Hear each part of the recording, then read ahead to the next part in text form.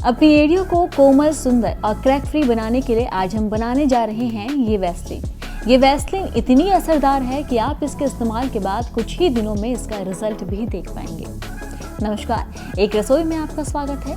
चेहरे के लिए तो हम सभी best skin care routine follow करते हैं, तमाम तरह के मॉइस्चराइजर और क्रीम का इस्तेमाल करते हैं, लेकिन आप पैरों और फटी एड़ियों की देखभाल कैसे करते हैं?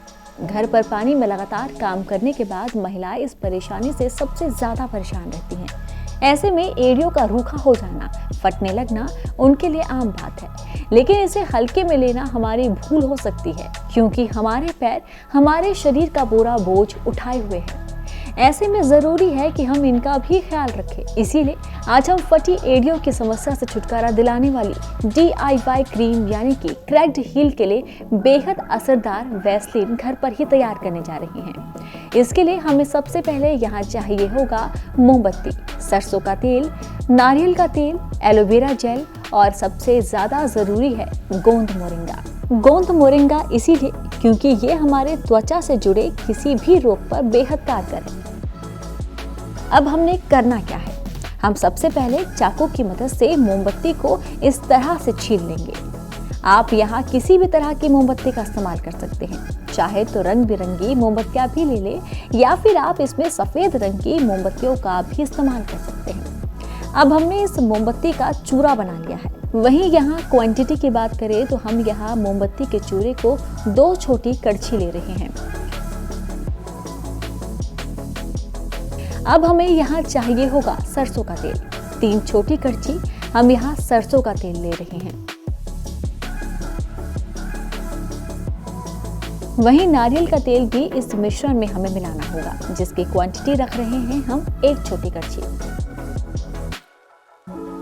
और सबसे आखिरी चीज जो हमें इसमें चाहिए वो है एलोवेरा जेल। इसे भी हम जहां 1 छोटी कड़छी ले रहे हैं।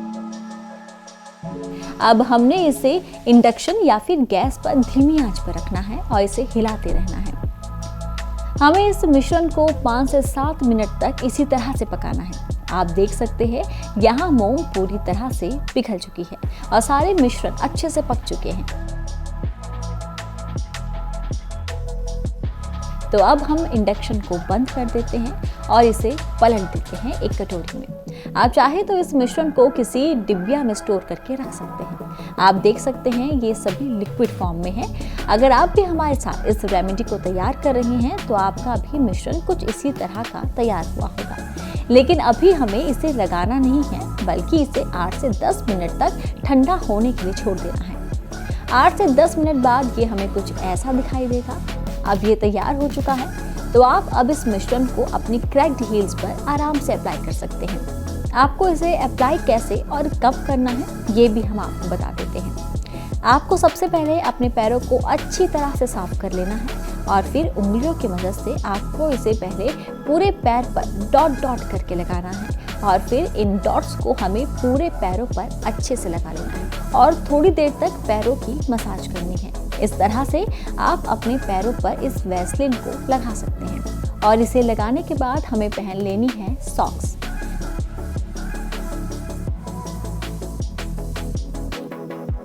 अब आपको इसे लगाना कब है ये भी जान लीजिए। आपको इसे लगाना है सुबह नहाने के बाद और रात को सोने से पहले आप इस वैसलीन को लगा सकते हैं।